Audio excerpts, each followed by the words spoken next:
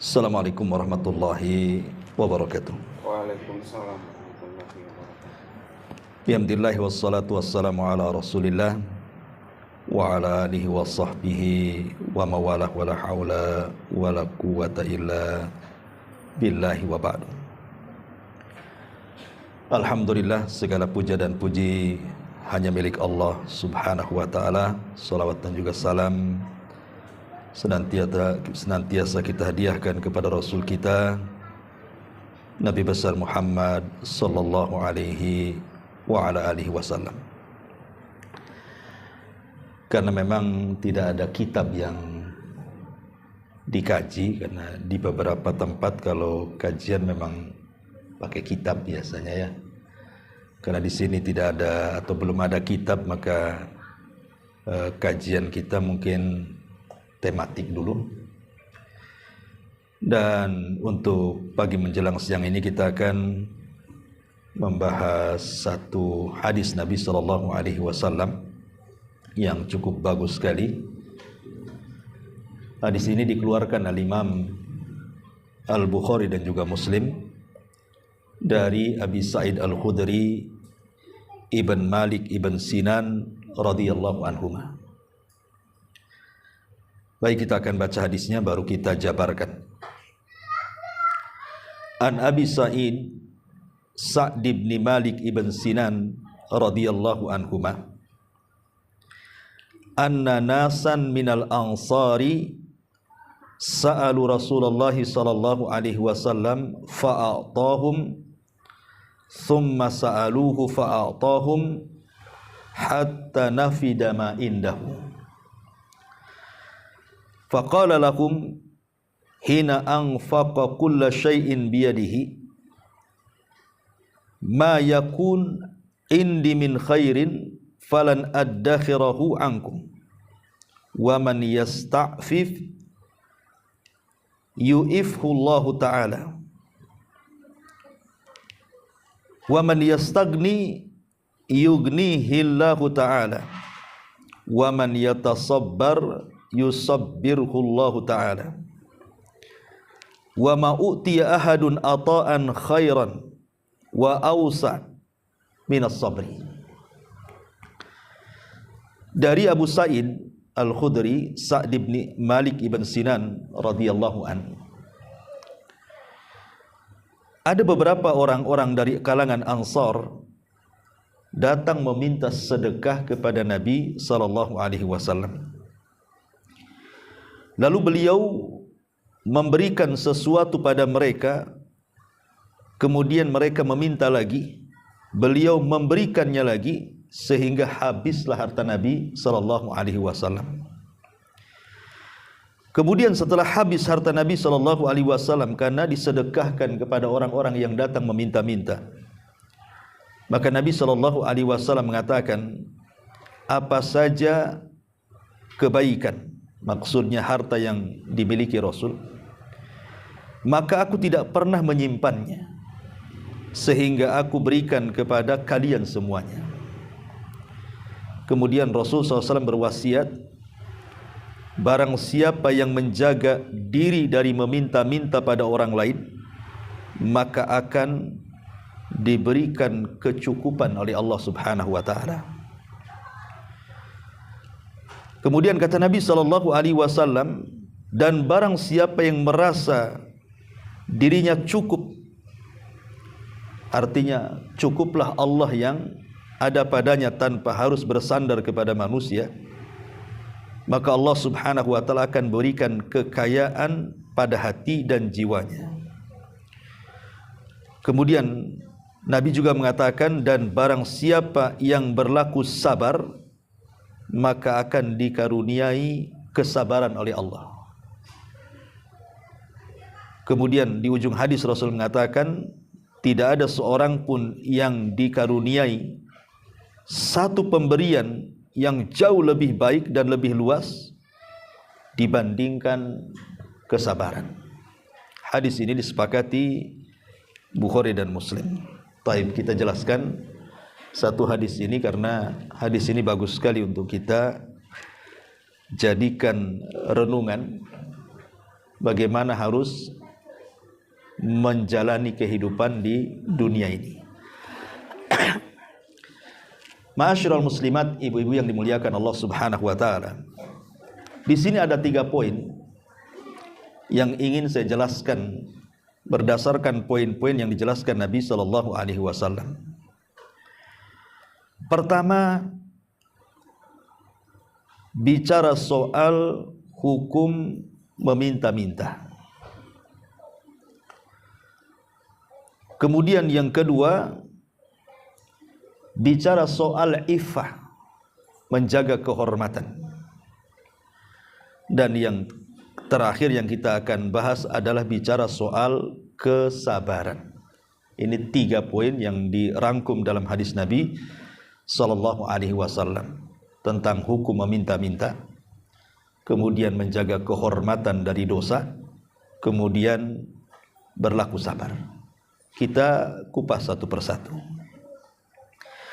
Ma'asyiral muslimat yang dimuliakan Allah Subhanahu wa taala. Pertama, bicara meminta-minta.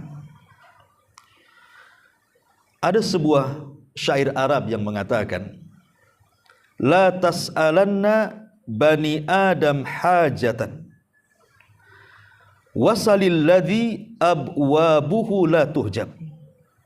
Allahu yaghdabu in tarakta su'alahu wa bani Adam hina yas'alu yaghdabu.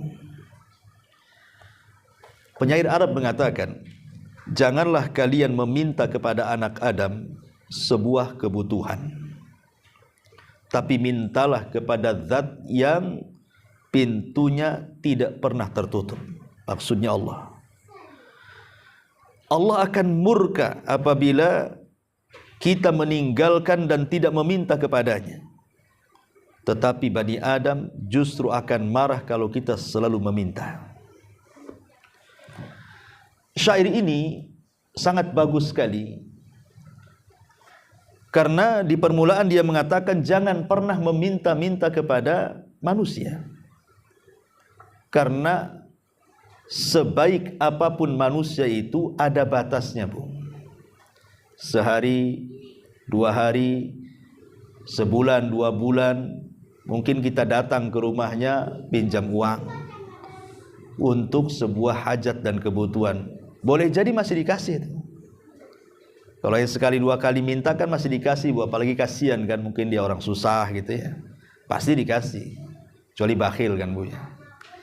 Tetapi sedermawannya orang, kalau hari-hari datang minta, apa enggak emosi, Bu? Pasti emosi lah, bukan? Masa hari-hari datang untuk pintu minta duit, minta beras, minta ini, minta itu.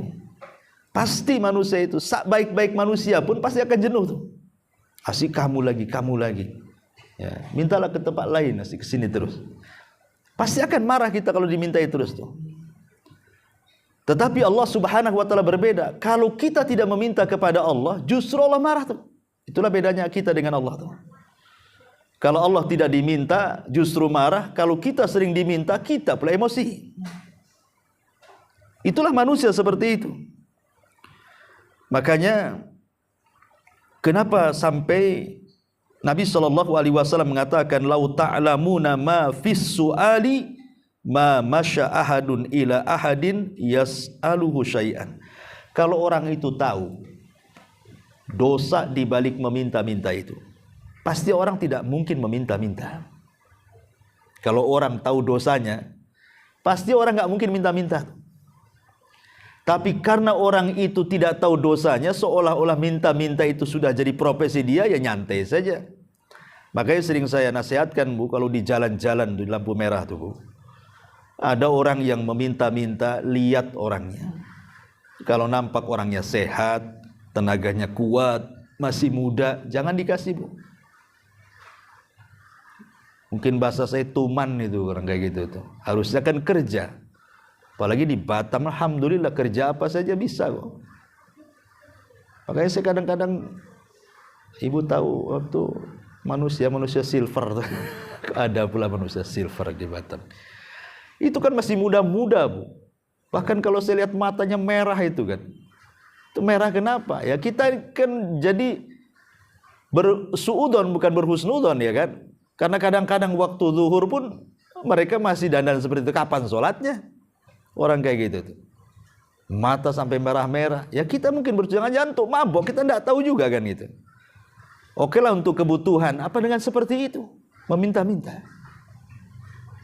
Kan ada pekerjaan yang lebih mulia bekerja. Entah jadi tukang bangunan, entah jadi cuci piring di warung, entah jadi apa, banyak. Alhamdulillah di Batam ini lowongan pekerjaan saya kira tidak sulit. Hanya orang malas saja yang mencari kerja itu tidak mau kerja tuh. Makanya kenapa Islam itu melarang tidak boleh meminta-minta. Islam itu hanya boleh atau membolehkan meminta-minta itu dalam 3 perkara saja. Selain 3 perkara tidak boleh. Dan itu dijelaskan dalam hadis Qabisah. Ya, di mana Nabi SAW mengatakan, ya Qabisah, innal mas'alata tahillu la tahillu illa li ahadi thalathin. Wahai Qabisah, meminta-minta itu haram kecuali dalam 3 perkara saja. Kalau dalam 3 perkara boleh. Apa itu? Rajulun tahammala hamalatan fahallat lahul mas'alatu hatta yusibaha thumma yumsika, wa rajulun asabathu jaihah ihtajat malahu fahallat lahul mas'alah hatta yusiba kiwaman min aishin aw qala sidadan min aishin, wa rajulun asabathu faqatan hatta yakuma thalathatun min dawil hija min qaumihi laqad asabat fulanan faqatan fahallat lahu al mas'alatahu hatta yusiba kiwaman minal aish. Apa kata Rasul? Wahai Qabisah, sesungguhnya meminta-minta itu haram, tak boleh, kecuali bagi salah satu dari 3 kelompok. Pertama, orang yang memikul beban tanggungan yang berat di luar kemampuannya, maka dia boleh meminta-minta sekedarnya saja. Lalu setelah dia cukup, dia berhenti. Yang kedua, orang yang tertimpa musibah yang menghabiskan seluruh hartanya, maka dia boleh meminta-minta sampai dia mendapatkan sekedar kebutuhan hidupnya. Dan yang ketiga, orang yang tertimpa kemiskinan sehingga tidak ada orang yang menolong dia. Ketika ada 3 orang yang menjadi saksi dia orang miskin, maka boleh dia meminta-minta sampai dia melepas kehidupan miskinnya. Jadi begini, Bu. Orang itu dilarang meminta-minta dalam Islam. Karena bagaimanapun tangan di atas lebih baik daripada tangan di bawah. Begitu kaidahnya. Ya. Tetapi Rasulullah SAW itu hanya mengizinkan kepada 3 kelompok. Kelompok yang pertama, memang dia, Allah Subhanahu wa Ta'ala takdirkan dia hendak menolong orang. Mungkin ada saudaranya kelilit hutang, akhirnya dia habiskan kekayaannya hanya untuk membayar hutang saudaranya. Akhirnya jadi miskin dia gara-gara nolong orang. Jadi miskinnya itu gara-gara nolong orang. Nolong saudaranya, hutangnya banyak, akhirnya selaku saudara kita bantu sampai kita jual rumah, jual mobil, hanya ingin membantu saudaranya. Rupanya Allah takdirkan pula usaha kita jatuh. Miskinlah kita gara-gara nolong orang. Lah orang yang seperti ini boleh meminta-minta, tetapi hanya sekedarnya saja sampai usaha dia bangkit dan dia bisa mencari nafkah lagi, baru dilarang meminta-minta. Ini satu. Yang kedua, orang kena musibah, ada tsunami, nerjang rumahnya habis, ada gempa, rubuh rumahnya, tokonya rubuh, akhirnya nggak ada usaha lagi, langsung terjun. Namanya musibah kan nggak tahu tsunami, gempa, kita siapa yang tahu, tahu ada saja, habis harta kita di kena musibah itu, jadi miskin. Itu boleh meminta-minta, tetapi hanya sekedarnya saja sampai dia bangkit, betul-betul bangkit, maka tidak boleh minta-minta. Atau yang terakhir, orang miskin, umpamanya janda usianya 70 tahun, sakit-sakitan, tidak ada yang nolong dia, maksudnya dari keluarganya, dia hidup sendiri. Kemudian orang-orang sini mengatakan memang dia orang miskin, kasihan, maka disuruh kerja pun tak mungkin, udah tua, sakit gitu ya. Maka orang seperti ini boleh meminta-minta. Hanya 3 orang ini yang boleh minta-minta. Selain 3 orang ini tidak boleh. Itu kata Nabi sallallahu alaihi wasallam. Makanya ada perkataan bagus dari Al-Imam Ahmad ibn Hanbal rahimahullah ta'ala. Jadi Imam Ahmad ini ditanya soal hukum meminta-minta. Apa kata beliau? Idza lam yakun indahu ma yughaddihi wa yu'ashihi.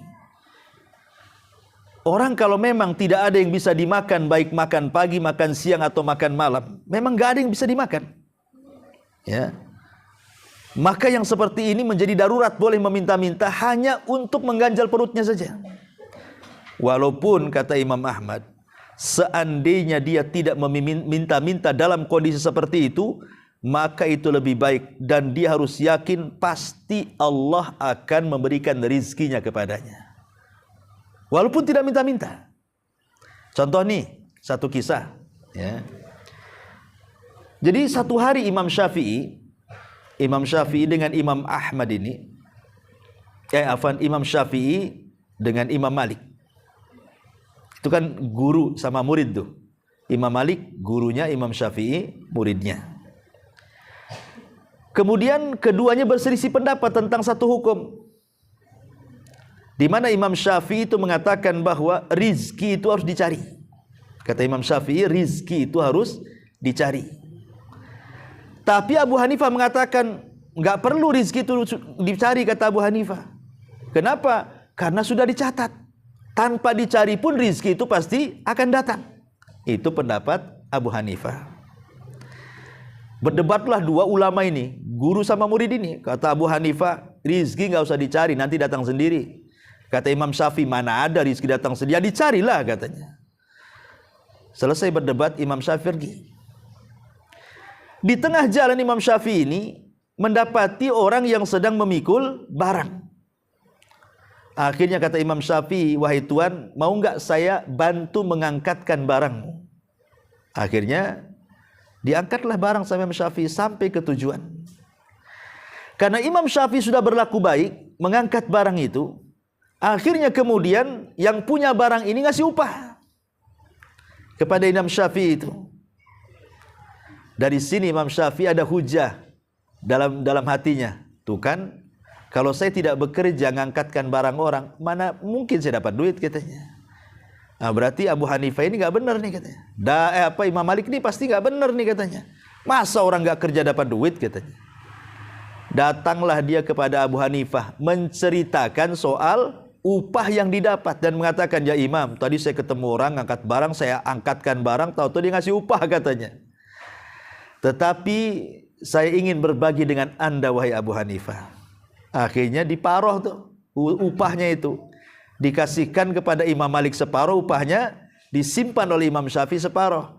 Kata Abu Hanifah, kata Imam Malik, wahai Syafi'i, bukankah sudah kukatakan bahwa tanpa kerja pun orang pasti datang rizkinya? Lah buktinya kamu ngasih saya duit katanya. Saya nggak ikut-ikut mikul kok katanya, tapi saya dapat duit juga katanya. Dari sini, ma'asyiral muslimat yang dimuliakan Allah Azza wa Jalla, yakin bahwa orang itu sudah ditentukan rizkinya. Orang yang meminta-minta itu karena nggak yakin aja sama rizkinya tuh. Kalau dia yakin sama rizkinya, nggak mungkin dia minta-minta.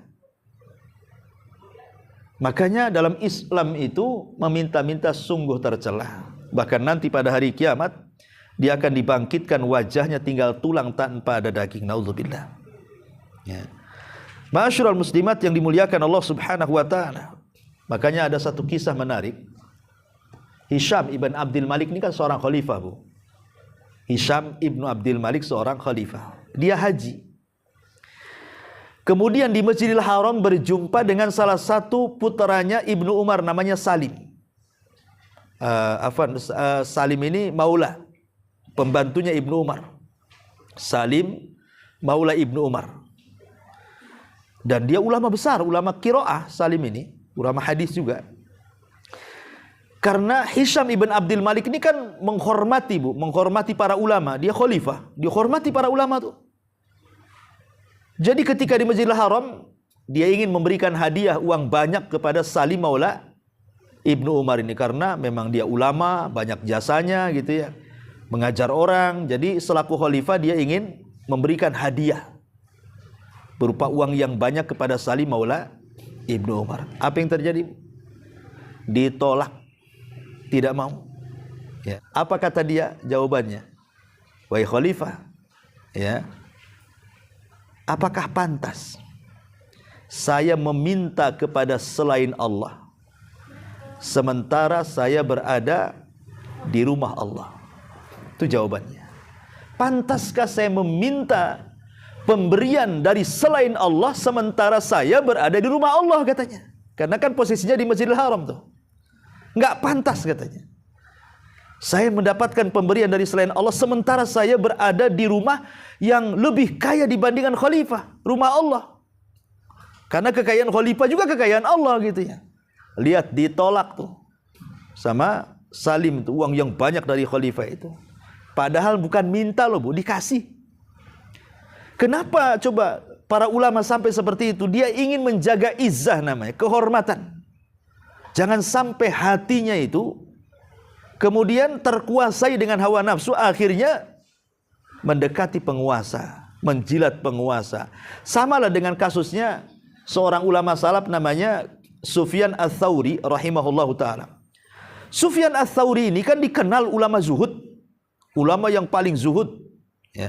Tapi satu sisi dia kaya, sehingga orang-orang mengatakan, ya Sufyan, kau ini sedikit-sedikit menasihati kami supaya kami zuhud, katanya. Sementara kau kaya raya. Jadi yang bertanya kesannya kalau zuhud itu harus miskin, itu maksudnya. Kalau bisa orang zuhud itu ya pakaiannya compang-camping gitu ya, makannya nasi kerak kalau bisa itu. Tidak pernah nyentuh gulai, rawon atau yang semacamnya, ya makannya pakai garam saja. Jadi pikiran orang-orang seolah zuhud itu harus seperti itu. Jadi Sufyan Ats-Tsauri ingin meluruskan makna zuhud. Bukan begitu zuhud itu. Orang miskin itu bukan berarti zuhud, kata dia. Orang kaya pun bisa zuhud. Kemudian Sufyan Ats-Tsauri mengatakan, zuhud itu meletakkan kekayaan di tangan dan tidak meletakkan kekayaan di hati. Adapun kenapa saya kaya, kata Sufyan Ats-Tsauri, likaila atamandalu alal muluk, supaya aku tidak menjilat pemerintah, katanya.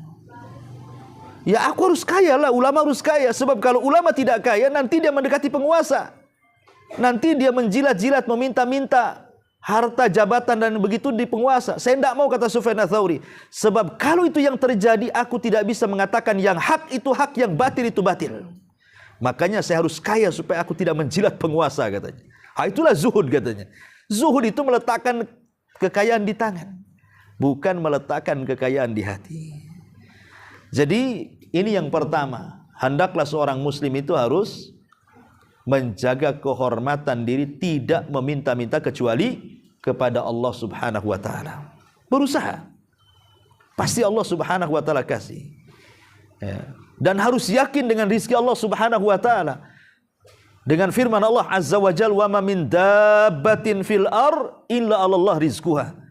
Kata Nabi, kata Allah Subhanahu wa taala, tidak ada satupun binatang yang melata kecuali sudah ditulis rizkinya. Harus yakin dengan firman Allah Azza wa Jalla, dan harus melihat pelajaran dari makhluk lain selain manusia. Sering saya contohkan, Bu. Di rumah kita saja kan hari-hari sebenarnya ada pelajaran. Ya kan? Tengoklah cicak-cicak di dinding itu, Bu. Ya, yang diam-diam merayap tuh kan. Hap-hap itu kan gitu, Bu ya, lagunya tuh. Lah, cicak itu, Bu, dia makanannya cuma satu, Bu. Dia tidak suka urap, dia juga tidak suka rawon, tidak suka rujak, tidak. Apalagi es dogar, mana mau ya. Cicak itu cuma satu makanannya. Apa, Bu? Nyamuk. Kecoa kegedean, gak mau. Nyamuk dia. Ya. Dan kita tahu bahwa nyamuk hari ini hampir langka, Bu. Kalau zaman dulu yalah nyamuk banyak karena depan rumah parit, kadang nggak ditutup, sampah di mana-mana kan itu ya. Nyamuk itu kalau zaman dulu banyak, Bu, nyamuk tuh. Tapi alhamdulillah sekarang ini perumahan-perumahan bersih. Ya, saya aja di Jabal Uhud, Bu, hampir nggak ada nyamuk tuh. Kalau ada nyamuk ada yang gede, nyamuk kebun tapi kan.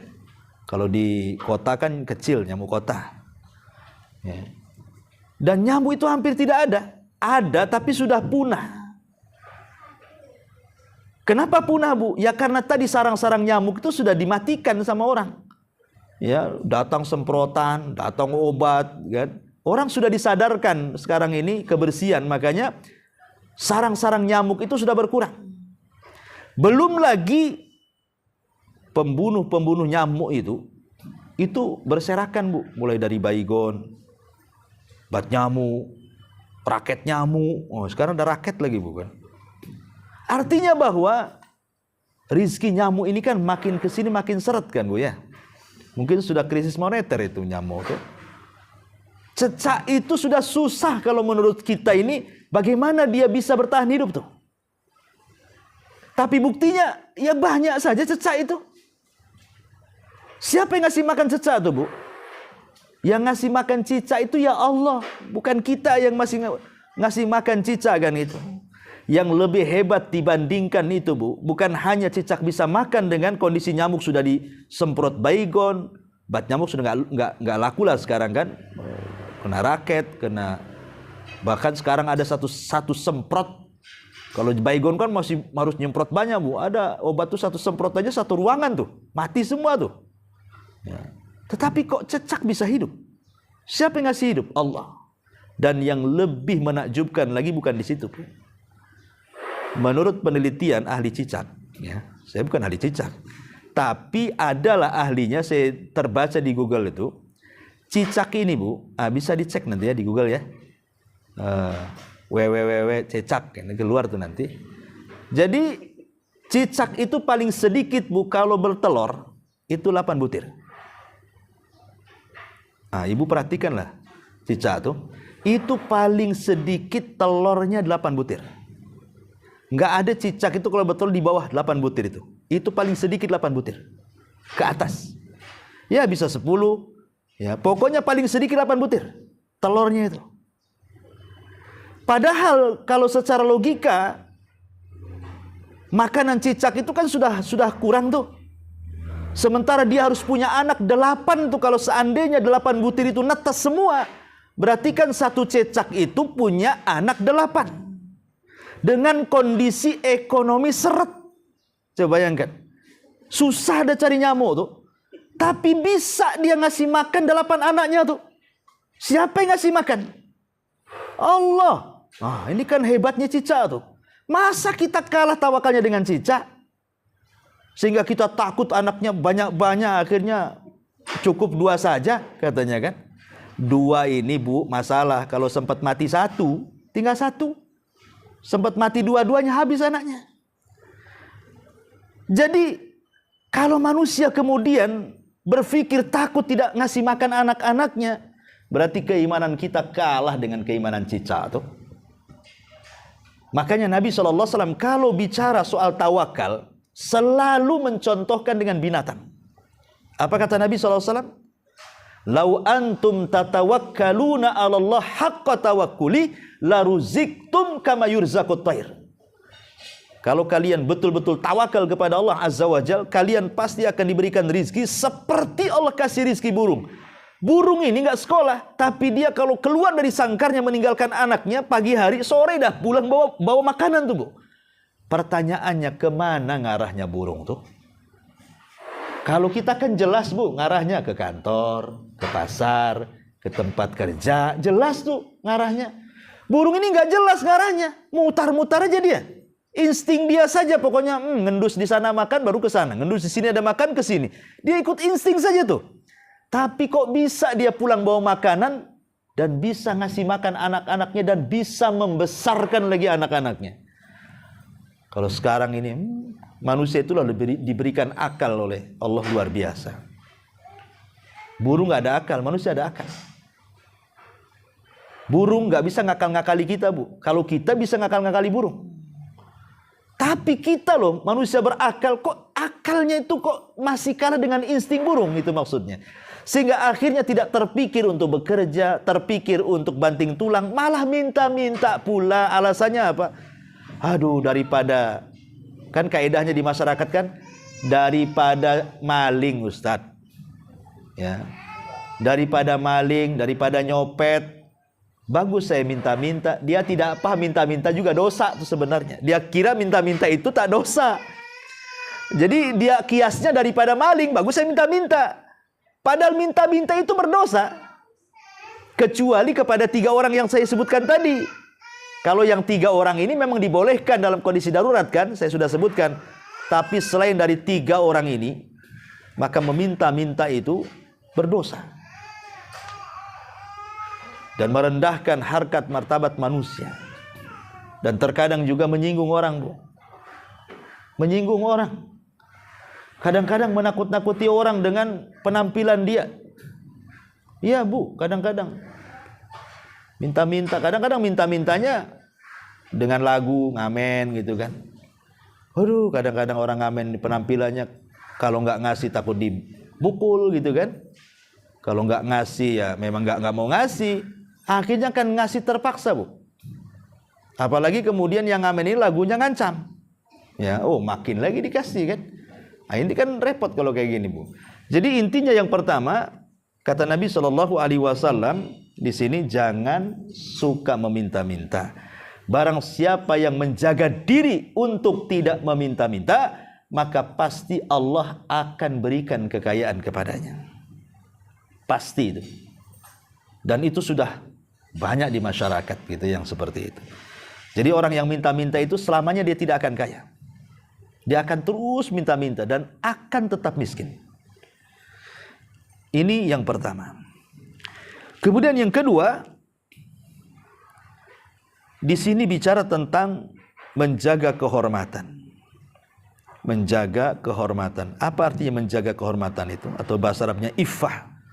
Ya. Menjaga kehormatan di sini artinya seseorang menjauhkan dari hal-hal yang diharamkan Allah.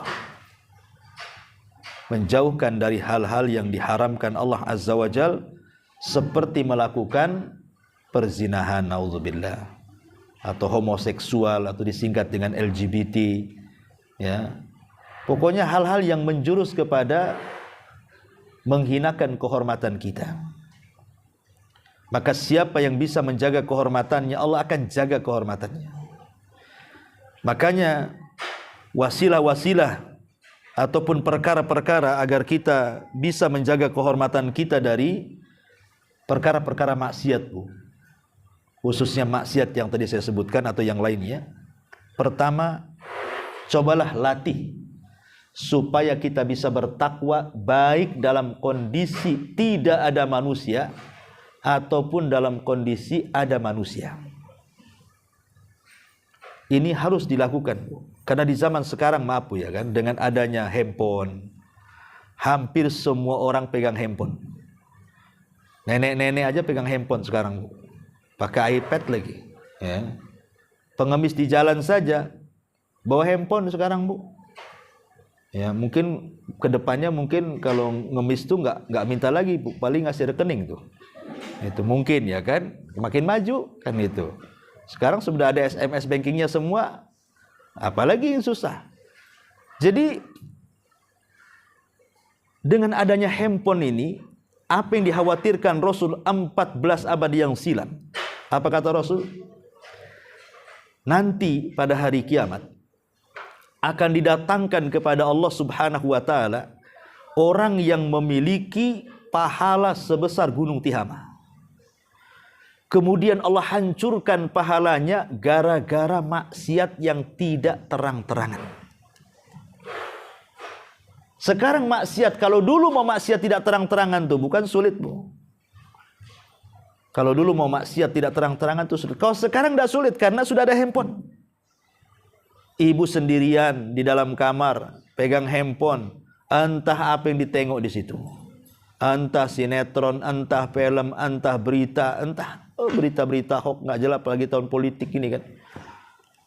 Kita bisa bermaksiat, belum lagi melihat gambar-gambar aurat, film-film yang tidak senonoh ditonton dan begitu seterusnya.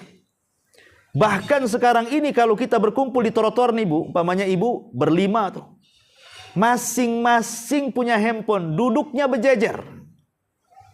Dari yang satu, yang kedua, yang ketiga, sampai yang kelima itu masing-masing punya handphone, Bu. Kok bisa? Dulu mungkin kalau ada orang tertawa sendiri dianggap gila kan, Bu? Sekarang loh, banyak orang yang tertawa sendiri di depan handphone, tak ada orang bilang gila. Nggak ada kan ibu mamanya nengok apa gitu, TikTok atau apa, tahu-tahu tertawa di pinggir jalan. Ada orang bilang gila, Bu? Nggak ada. Kalau dulu ya, ini ibu ini kalau dulu dibilang ada geje, ya, kok tertawa sendirian. Kalau sekarang enggak.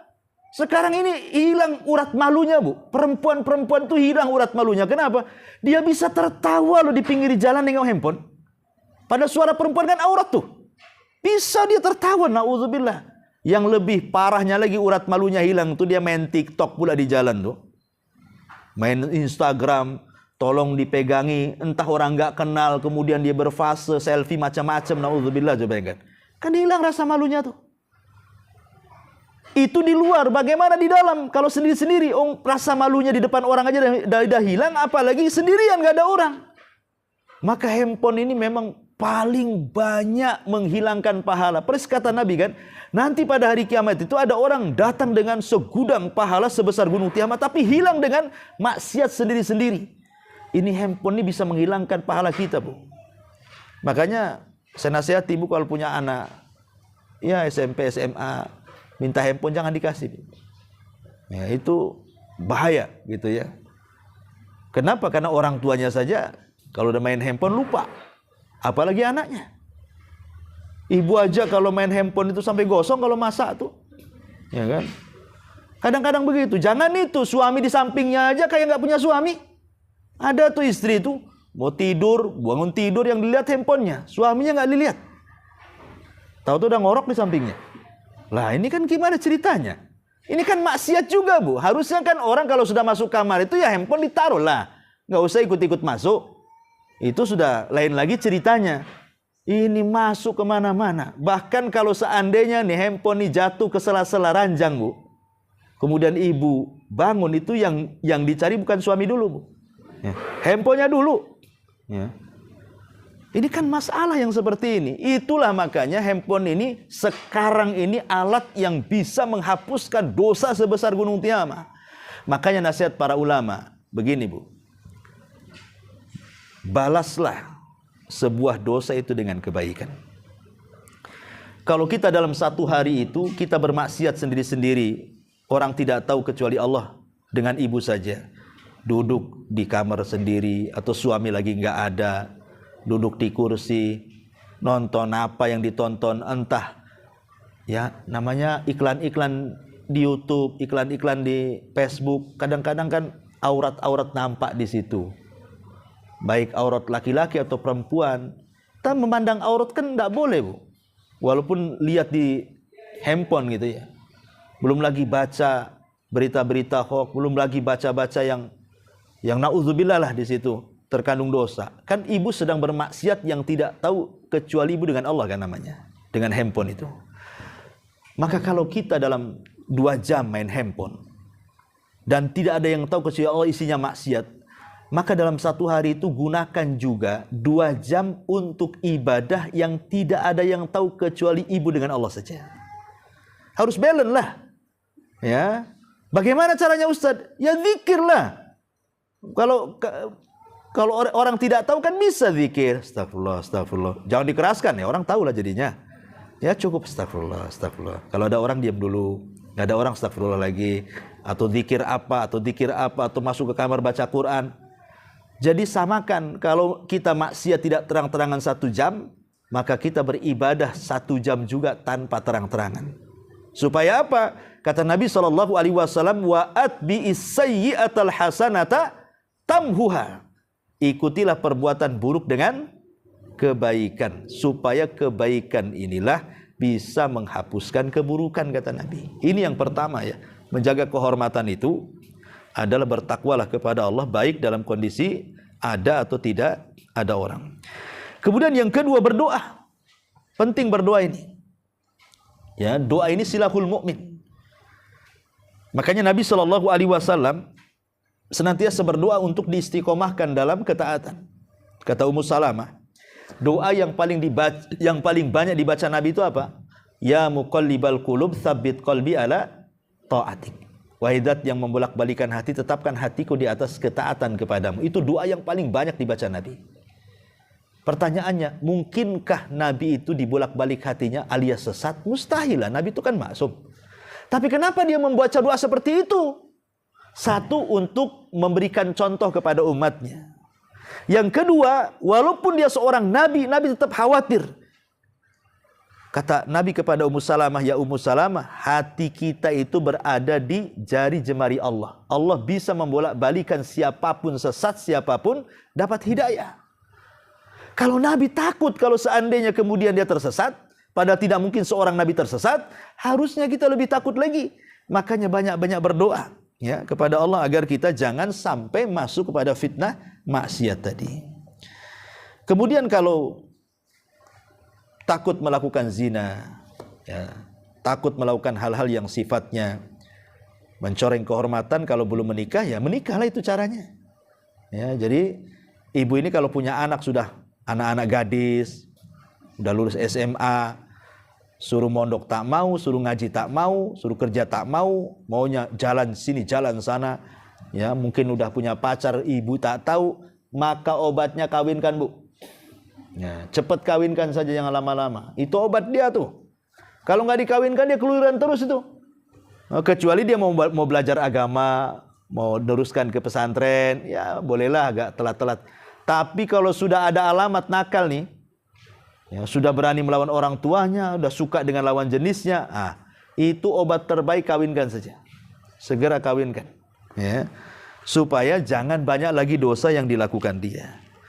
Termasuk juga saddu adz-dzara'i, mencegah hal-hal sebelum terjadinya kerusakan. Kalau dengan melihat majalah bisa mengantarkan ke zina, maka bakar majalahnya. Kalau dengan ikhtilat kemudian mengantarkan kita kepada zina, maka jangan ikhtilat. Kalau memandang lawan jenis kemudian tertarik, tundukkan pandangan. Begitu. Kalau umpamanya nafsunya kuat, puasa. Ya, jadi berusaha hal-hal yang bisa menjerumuskan kepada merobek kehormatan diri sendiri, wasilah-wasilah itu harus dijaga. Kira-kira apa penyakitnya? Suka mandang orang, tundukkan. Syahwatnya tinggi, puasa. Kan itu ya. Nggak tahan kecuali ingin melakukan hubungan, nikahkan. Ya, supaya tidak berzina dan begitu seterusnya. Itulah pentingnya menjaga kehormatan. Dan menjaga kehormatan ini banyak faedahnya. Yang pertama, masuk pada 7 orang yang akan mendapatkan naungan di hari yang tidak ada naungan kecuali naungan Allah. Salah satunya apa? Seorang laki-laki yang diundang oleh seorang wanita cantik, kemudian laki-laki ini mengatakan, saya takut kepada Allah. Yang kedua, Allah Subhanahu wa ta'ala akan memberikan jalan keluar pada setiap kesulitan yang ia hadapi. Karena ingat, Bu, kisah orang yang masuk ke dalam gua dan tidak bisa keluar.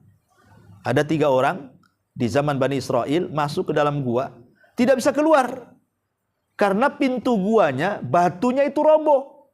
Dan di zaman itu belum ada bulldozer, belum ada belko, belum ada apa, belum ada alat berat, Bu. Jadi dorong-dorong pakai tangan percuma lah.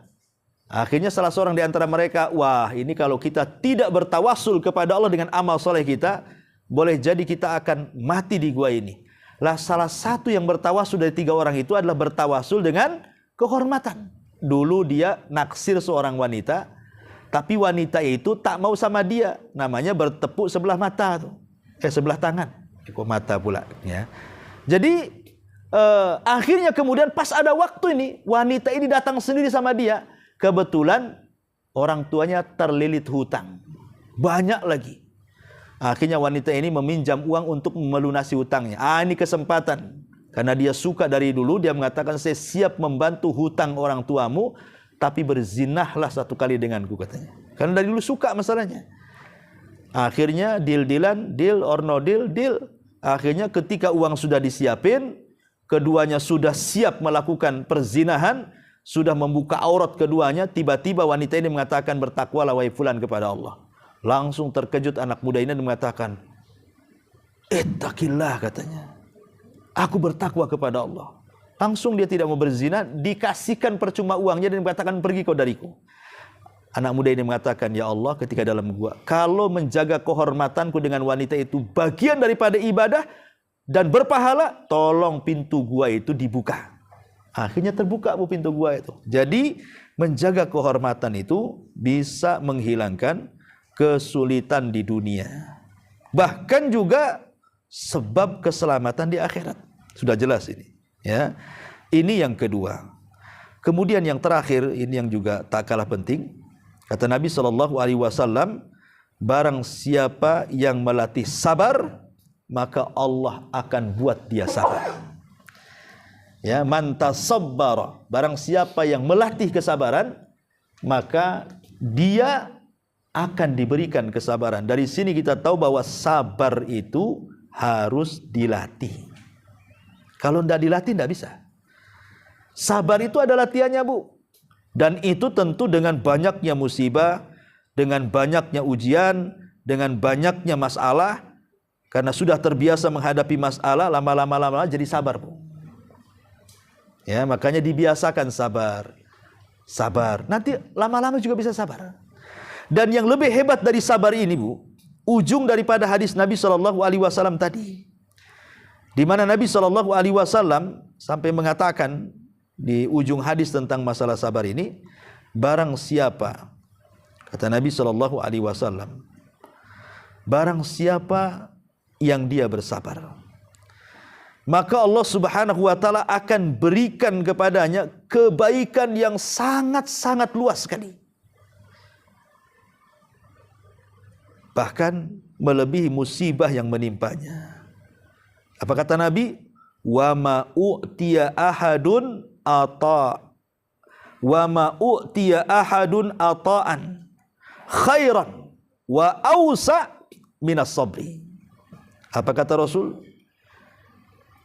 Tidaklah seorang yang dikaruniai sebuah pemberian yang lebih baik serta lebih luas kegunaannya dibandingkan karunia sabar. Maksudnya gini, Bu.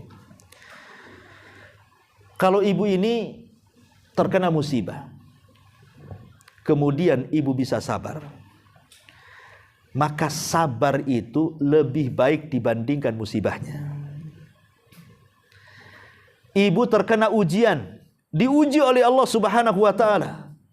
Diuji dengan suaminya, diuji dengan anaknya, diuji dengan tetangganya, diuji dengan kesehatannya. Kemudian ibu terus melatih sabar, akhirnya ibu bisa sabar, maka sabar itu lebih baik dibandingkan ujian yang ibu hadapi. Ibu kekurangan ekonomi, ya, susah, suami seret, mau kena PHK. Akhirnya yang biasa makan 4 kali sehari jadi 2 kali sehari. Itu pun nasi jagung, ya, pakai ikan asin sama teri. Kemudian ibu sabar dengan kondisi seperti itu. Sabarnya itu lebih baik dibandingkan musibahnya. Makanya sabar ini pintu luas sekali gitu ya. Kalau orang bisa bersabar, maka sabarnya lebih baik dibandingkan semua yang ia hadapi. Kenapa? Karena kalau dia bisa bersabar, musibah sebesar apapun tidak ada masalah bagi dia. Dia sudah sabar, apa pula kan itu. Biasanya orang yang tidak sabar itulah yang mulai putus asa. Nah, dari sini kata para ulama, lihat bagaimana indahnya sebuah kesabaran. Dan sabar itu kata ulama terbagi menjadi 3. Sabar saat menjalankan ketaatan, sabar saat menjauhkan diri dari kemaksiatan, dan sabar saat menghadapi qada dan qadar Allah Subhanahu wa taala. Ma'asyiral muslimat yang dimuliakan Allah Azza wa Jalla. Tapi saya ingin memberikan beberapa pelajaran dari sabar ini. Yang pertama yang harus ibu pahami tentang masalah sabar ini.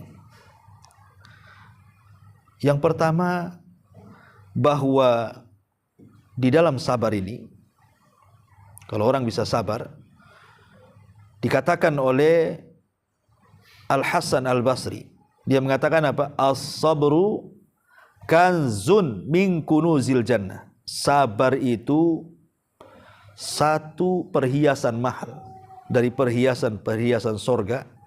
La yu'tihillahu illa liman akramahullah. Allah tidak akan memberinya kecuali bagi hamba yang Allah muliakan. Kalau hamba ini tidak diberikan kesabaran, berarti orang ini tidak dimuliakan tuh. Ketika orang bisa bersabar, berarti mafhumnya Allah sedang memuliakan dia dengan kesabarannya. Makanya kalau seandainya nih ada orang yang sudah bersabar, contoh saja sakit, ya, dia sudah berusaha mengobati, datang ke dokter, datang ke apotek beli obat, tapi juga tak kunjung-kunjung juga sembuh. Bukan berarti tak kunjung-kunjung sembuh dengan setelah dia usaha dan berupaya dan berdoa, maknanya berarti Allah sedang mengutuk dia. Sebab kalau tidak mengutuk dia, kenapa tidak disembuhkan? Padahal sudah upaya dan usaha sudah dilakukan. Jangan begitu cara berfikirnya. Karena ada orang-orang yang ketika sakit itu berfikir ke situ. Sehingga setan datang kemudian memberikan was-was, lebih baik aku mati daripada hidup. Aku sudah 2 tahun kayak gini terbaring, kasihanlah orang yang merawatku. Asih doanya ingin mati, ingin mati, ingin mati. Padahal Rasul melarang. Tidak boleh salah seorang di antara kalian itu berangan-angan ingin mati. Kenapa? Boleh jadi kalau Allah sembuhkan, dia bisa menambah amalannya. Atau kalau Allah tidak sembuhkan, tetapi Allah tidak wafatkan, berarti ada kesempatan untuk bertobat dari dosa-dosanya. Ya. Karena sakit ini penggugur dosa. Ada surga yang tidak bisa diraih dengan sholat, dengan zakat, dengan puasa, dengan ibadah-ibadah, perbuatan. Ada ibadah itu, ibadah perbuatan itu tidak bisa kita meraih surga. Hanya bisa diraih dengan kesabaran. Dan tidak mungkin orang bersabar kecuali ditimpa dengan berbagai macam masalah. Baru dia bisa sabar. Ya.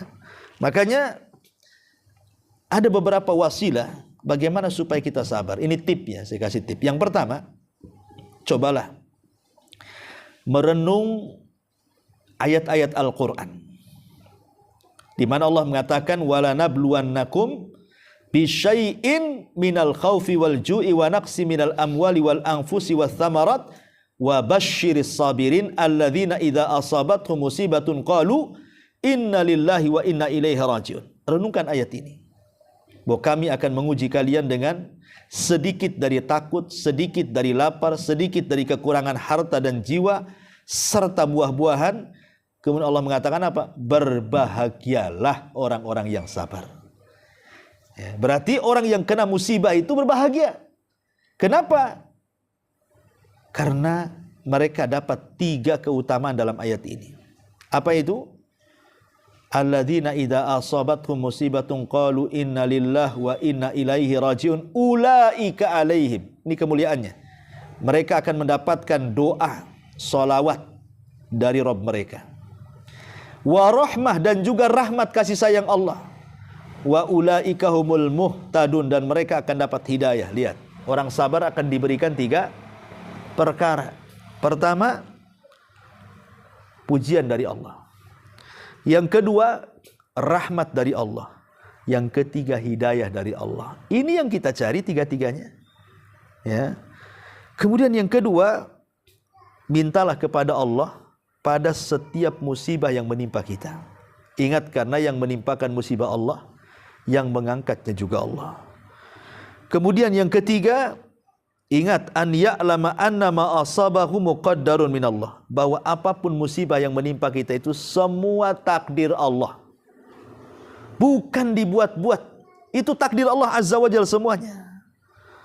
Kemudian yang keempat, mengingat tentang musibah-musibah yang pernah dialami orang sebelum kita.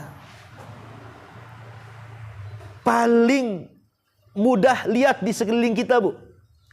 Tidak usahlah kita melihat sejarah bagaimana sabarnya Nabi Ayub, bagaimana sabarnya Nabi Yusuf, bagaimana sabarnya para sahabat, bagaimana sabarnya Nabi SAW. Ya, tidak perlulah kita lihat di sekeliling kita saja, Bu. di sekeliling kita itu. Ya, mungkin ibu punya kawan, kemudian ditimpa sakit, kok sabar kali, apakah saya bisa seperti dia?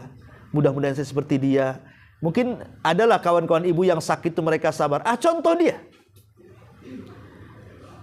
Ya sebelumnya kita juga mencontoh kesabaran Nabi, mencontoh kesabaran sahabat, tentu kan. Tapi madrasah yang paling dekat kan di sekeliling kita, Bu.